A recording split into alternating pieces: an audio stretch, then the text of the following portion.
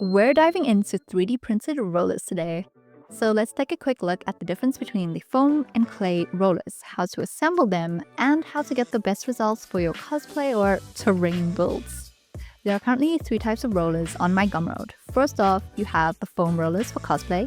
These are ideal for large textures like leather, dragon scales, and chainmail. Then you have the mini foam rollers. These are for smaller details like bolts or like ribbon designs. Lastly, you have the clay rollers for RPG terrains. Think brick floors, stone walls, battlefields. So what is the actual difference between foam and clay rollers? So foam technically has a bit of bounce, so these rollers need a deeper indents to hold the detail. Clay doesn't have that, so it just stamps down. So clay rollers have a shallower pattern that don't distort the surface too much, especially for tiny miniatures.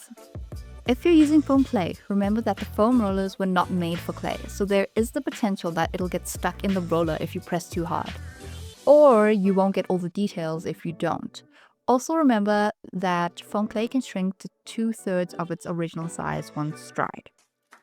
Now let's talk about assembly. Each roller comes with a printable inner rod. Assembly is quick. Snap the pieces of the barrels together, twist the handles on both sides, and you're ready to go. You can remove the handles easily or swap the rollers out mid-project.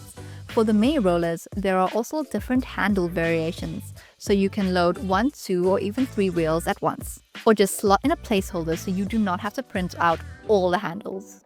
Also, look for a small arrow at the top of every roller that marks the start of the pattern. This ensures that you have seams that match up when you roll. Let's have a quick rundown on how to use the rollers. For foam, you want to use low-density EVA. It takes the texture a lot better.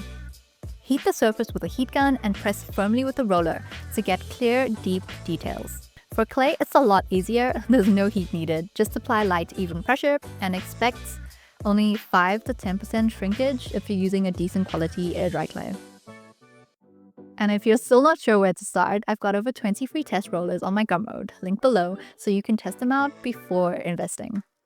If this helped, give it a like and tag me if you use them. I love to see what you guys make, and good luck!